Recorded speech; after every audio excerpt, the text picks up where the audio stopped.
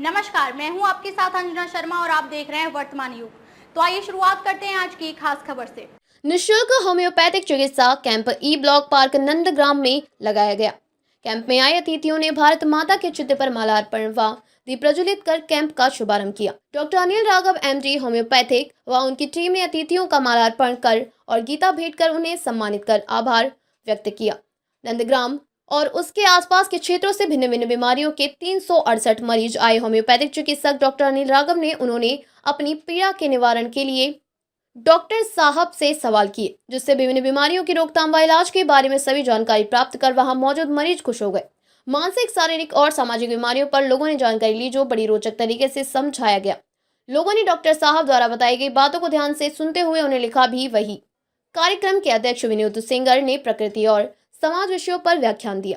कार्यक्रम के मुख्य अतिथि संदीप त्यागी ने गीता व कुटुंब प्रबोधन, समाज समरसता पर आधारित अपने विचारों की प्रस्तुति देकर समाज उत्थान की बात कही। कार्यक्रम के विशिष्ट अतिथि हरिओम सिसोदिया ने डॉक्टर अनिल राघव को धन्यवाद दिया कि उन्होंने समाज के हर तबके के लोगों के लिए इतना बड़ा योगदान दिया है, जिससे वे अपने जीवन को बीमारियों से मुक्त रख सार्थक बना सके। कार्यक्रम में भाजपा नंदग्राम मंडल के नवनियुक्त अध्यक्ष हेमंत त्यागी को माला पहनाकर गीता देकर सम्मानित किया और उनके उज्जवल कार्यकाल की शुभकामनाएं दी। कार्यक्रम का संचालन और समापन हर्ष चंदेला ने किया। कार्यक्रम के सह संयोजक अजय चंदेला, दीपक अग्रवाल, राहुल सिसोदिया, कैलाश राठौड़िया, कार्यक्रम के विशिष्ट सहयोगी जयपाल सिंह राघव, महेश सिसोदिया, तक्षशिला कॉन्वेंट के प्रिंसिपल श्रीमती कुमकुम सिंह को पुरस्कृत किया गया।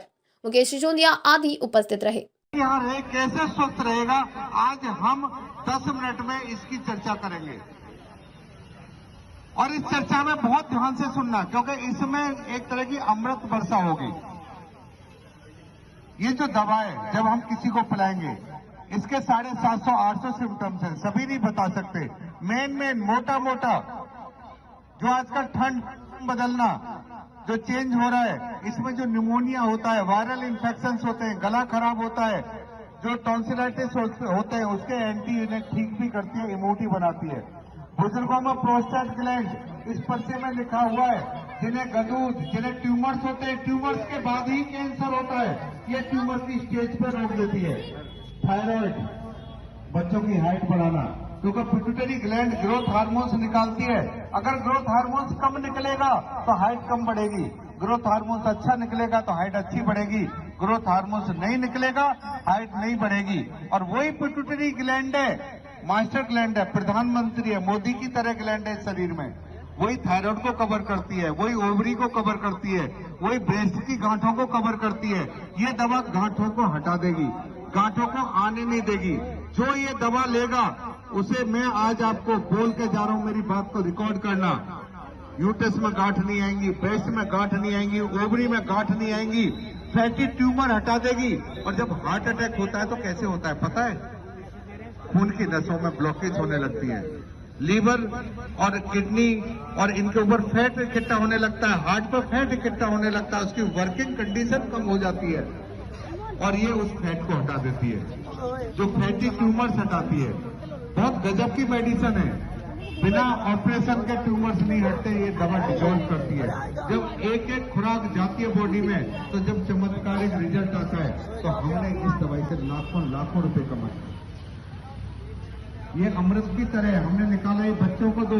मेरे बचपन में कभी था, मुझे भी हाइट की जरूरत थी कि मुझे हाइट बढ़ानी है। मेरे साथ एक बड़ा भद्दा मजाक हुआ था, उस मजाक को यहाँ मैं देने आया हूँ। मैंने अपने चाचा से पूछा, बोले हाइट बढ़ानी है? बोले हाँ। बोले ये जो राजस्थान के लोग आते हैं ना, ये जो ऊँटों को खिलाते हैं ना, तू ऐसा कर, इनसे जाके पूछ कि ऊँटों को क्या खिलाया जाता है, वो तू खा ले। आप भरोसा नहीं करोगे, उन्हीं के बीच में मेरे खेत में वो बकरियों को, भेड़ों को लेके और ऊँटों को लेके आए थे। मैं जब उनके पास गया तो उनके कुत्ते होते थे उनके पास, वो मेरे पीछे पड़ गए। उन कुत्तों को से मैं बचा, उन्होंने बचाया। बोले हाँ, मेरी लैंग्वेज नहीं समझते थे। मैंने कि मुझे हाइट बढ़ाने के लिए वो दवा चाहिए जो इन ऊँटों को खिलाते हैं। उनकी समझ में नहीं आया, ऊँट खाना समझ में आया, उन्होंने कुछ मुझे हाथ में दे दिया। मैंने अपने उस चाचा से कहा ये दिया है, मुझे ये भी नहीं पता था वो अनाज क्या होता है। उन्होंने कहा तू इसकी दो अनाज के दो जो है पार्ट, दो गोलियां, वो जो है अनाज दाने, और तू सुबह शाम खाता रहे। आपको भरोसा नहीं होगा, मैं उसे 6 महीने तक खाता है।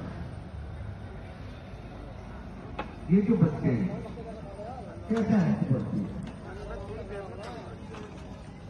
सबके अंदर दुख था, मेरे भी अंदर वो दुख था। मैंने कि इन बच्चों को मैं फ्री बांटूंगा, सबको दूंगा, जिनकी याददाश्त कमजोर है उनको दूंगा, और फ्री दूंगा, और दवाई का नाम बताऊंगा। मेरे मरने के बाद वो दवा इस संसार में सब बच्चों को जाए।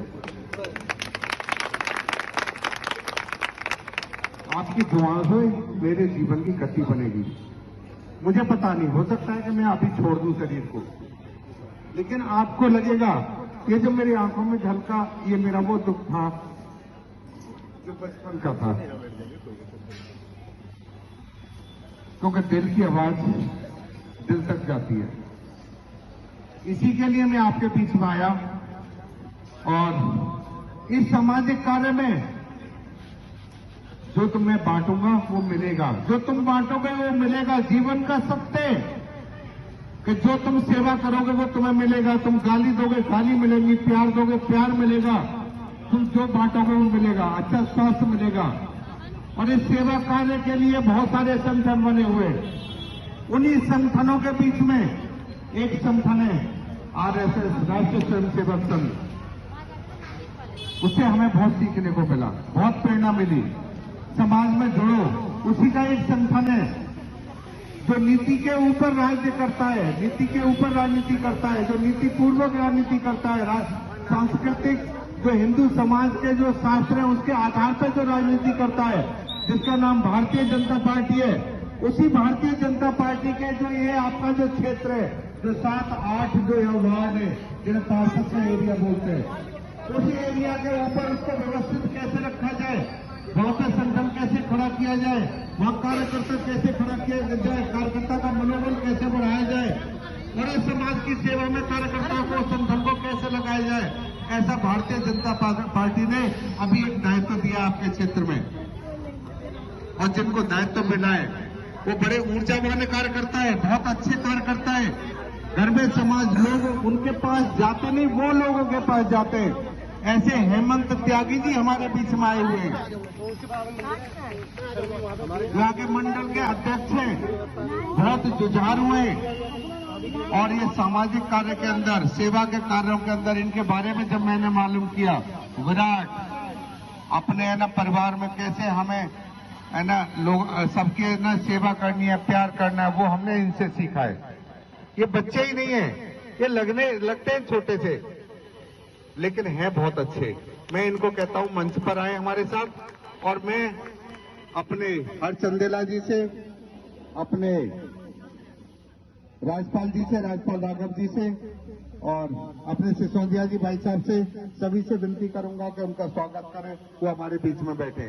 फिर हम अभी बीमारी के बारे में डिस्कस करेंगे और अपनी बातें रखना आप। खबरों में अब तक के लिए बस इतना ही। फिर होगी आपसे मुलाकात कुछ ऐसी ही खास खबरों के साथ। तब तक के लिए नमस्कार और देखते रहिए वर्तमान युग।